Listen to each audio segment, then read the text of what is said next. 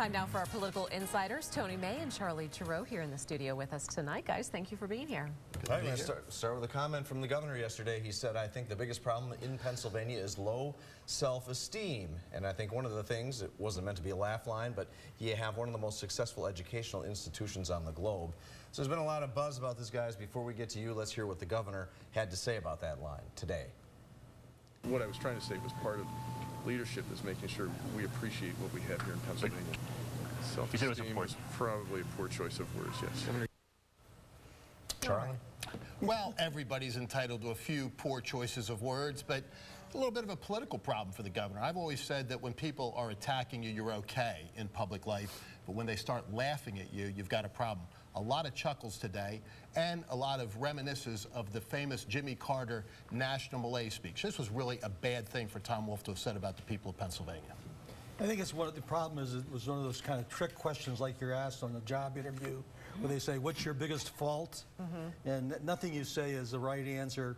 I think that his correction that people need to be more proud of our accomplishments here in Pennsylvania, that we're not brave enough and not gutsy enough to take advantage of the assets we have. That's what I think he really meant. And of course, the governor should lead that. And both Democratic and Republican governors, one Tony worked for and one more recent Democratic governor, Ed Rendell, were ebullient in their pride and promotion of the people of Pennsylvania, our culture, our institutions, our government, etc. So good word. It's up to the governor.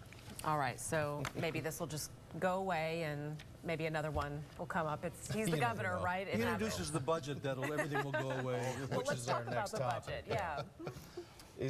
Well, let's go to Tony first and see, do you have any inkling of where he's going to go with the budget? Well, there was a fake budget out there last week that was circulating around the caucuses that had a 1% increase in the income tax that the governor's press office was pretty quick to knock down last Friday. So it's just not quite clear whether, and he was still kind of coy about it today when he was talking about, it's not going to be a 1% increase. It suggested there would be some property tax reform in there. It sounds like we're going to get a kind of a complex what if proposal that has enough subservient clauses in it that we're going to be hard pressed to know exactly how much of an increase it's going to be. Well, Charlie, he said he's dealing with a $2 billion deficit here. One thing is for sure. If you like high taxes and think you ought to spend a little bit more of your hard-earned money to Harrisburg to let politicians and bureaucrats spend, you're going to love the Tom Wolf budget. You lack self-esteem. I do. That's my lack of self-esteem.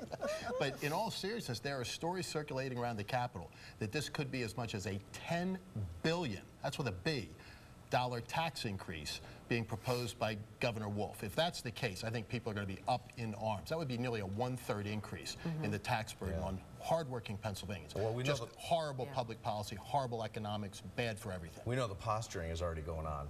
A lot of bills being introduced here and there and everything. They're all going to fall into place once they get down to putting pen to paper, right? Well, we will hope and we will see. All right, guys, thank you. We're out of time. Tony May, Charlie Giroux, as always, thanks for being here. And you can see our political insiders every Tuesday right here on CBS 21 News at 5:30. And join us Sunday mornings at 11:30 for CBS 21's Face the State. Coverage begins right after CBS's Face the Nation.